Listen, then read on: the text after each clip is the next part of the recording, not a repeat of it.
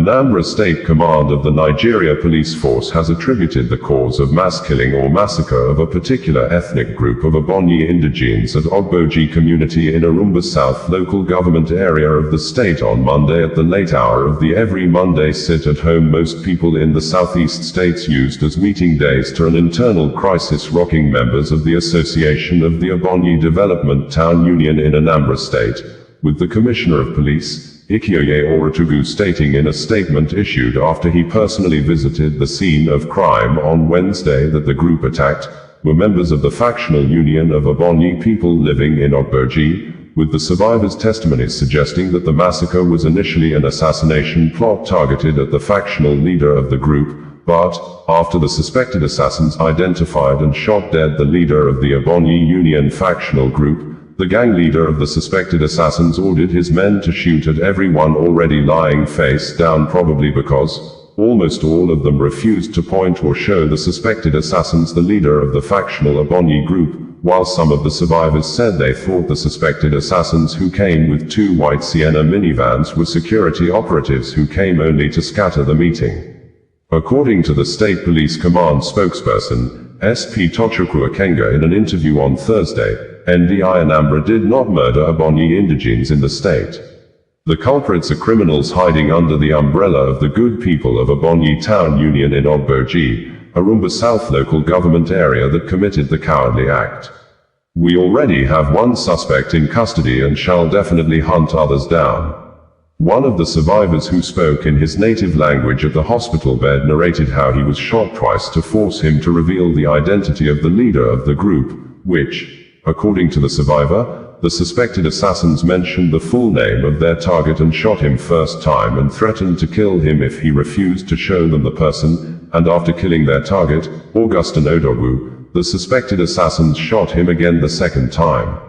Details of the survivor's statements as transcribed and translated by Punch newspaper are presented below. A survivor of the massacre of Ebonyi indigenes in Ogboji, Anambra State, has shared a harrowing account of how gunmen turned a peaceful community meeting into a bloodbath, killing at least 11 people and injuring many others. Onuoha Godwin, a member of the Ebonyi State Welfare Association in Ogboji, narrowly escaped with his life after sustaining gunshot wounds to his hand and stomach. Speaking from his hospital bed, Godwin described the terrifying moment armed men invaded their monthly meeting and opened fire indiscriminately. A video of his testimony, delivered in his native dialect, has since gone viral on social media.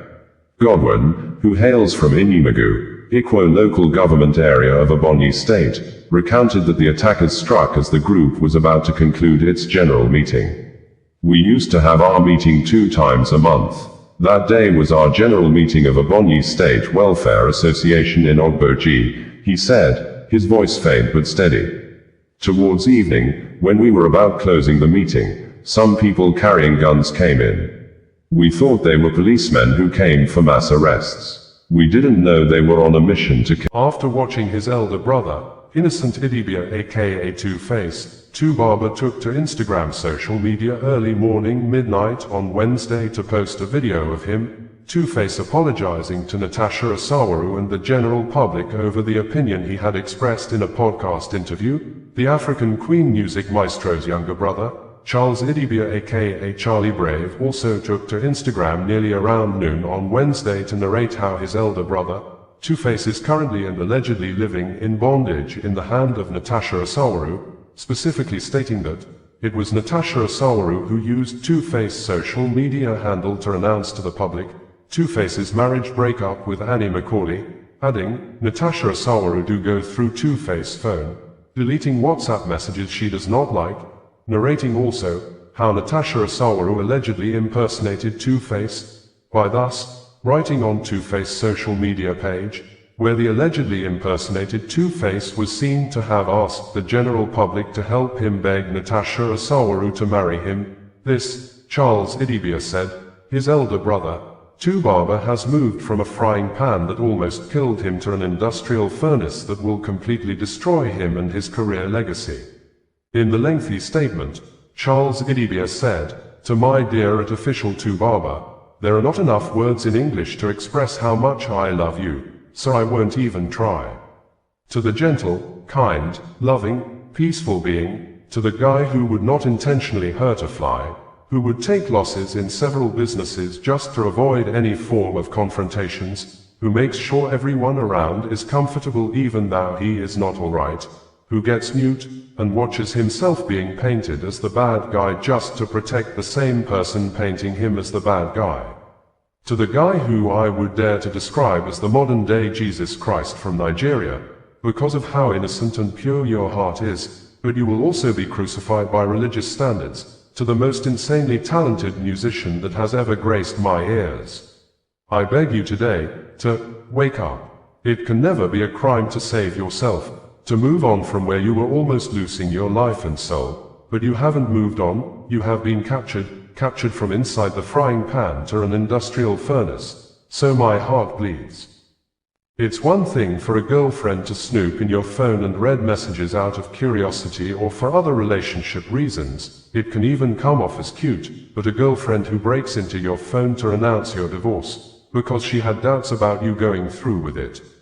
who posts and deletes a picture of herself on your socials and asks Nigerians to help you beg her to marry her while you sleep, who clones your WhatsApp, deletes messages she doesn't like and replies messages pretending to be you to steamroll her agendas. A control freak inside your emails and your accounts, who convinces you to abandon your management and businesses in Lagos and move to Abuja, just to become her arm candy and dragged all over Benin and to places the real you will definitely not go.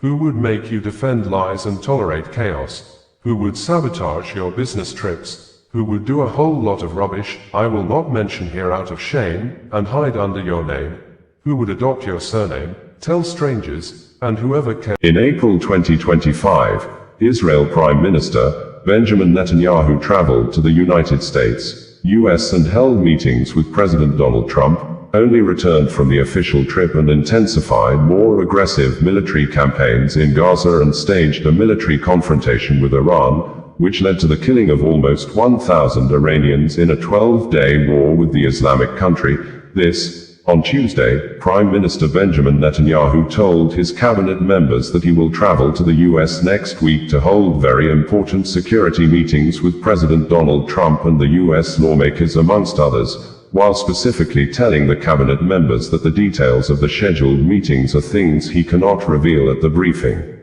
According to Prime Minister Benjamin Netanyahu, I am due to leave next week for meetings in the US with US President Donald Trump, Vice President Vance, Secretary of State and National Security Advisor Marco Rubio, Secretary of Defense Pete Hegseth, the President's envoy to the Middle East, Steve Witkoff, the Commerce Secretary. We have several items to close beforehand in order to reach the trade agreement, and several additional matters. Meetings with congressional and Senate leaders and security meetings which I will not detail here. These come in the wake of the great victory that we achieved in Operation Rising Lion. Taking advantage of the success is no less an important part of achieving the success. On two issues, I would like to thank you, ministers of the government. You are doing the work, you have done, and are doing, critical work to realize these achievements. Of course, I would like to expedite the rebuilding, which includes almost all, if not all, of the ministries here. I think that there is great value in this, that there should be a unification of forces here. This finds expression among the people, but also in the government and the Knesset. I must also say something about the opposition, which during the Great Challenge, lined up, almost all of them. This is important and I hope that it will be preserved as a compass for the future. In any case, each and every one of you has my gratitude for the exceptional cooperation and for the excellent work. Thank you very much. While the Prime Minister, Benjamin Netanyahu meeting at the Ikioye in Tel Aviv, with the IDF General Staff Forum, together with Defense Minister Israel Katz and IDF Chief of Staff Lieutenant General Eyal Zamir, the Prime Minister commended the Major Generals of the IDF for their part in Operation Rising Lion in Iran and thanked them for their contribution to ensuring the eternity of Israel. Personally, I would like to express immense appreciation and gratitude to you Defense Minister Israel Katz, to you IDF Chief of Staff Eyal Zamir and to you, the members of the General Staff Forum for perfectly executing the missions that we set. A people that rises up as a lion, and much more. Over the centuries of our exile, the Jewish people lost the ability to oppose those who attacked it. We became as a leaf driven in the wind, a people that experienced exile, pogroms, murders and, in the end, the worst act of murder in history. When the fathers of Zionism arose approximately 130 years ago, most of them did not think that the attack Bringing you the news in a more digital way.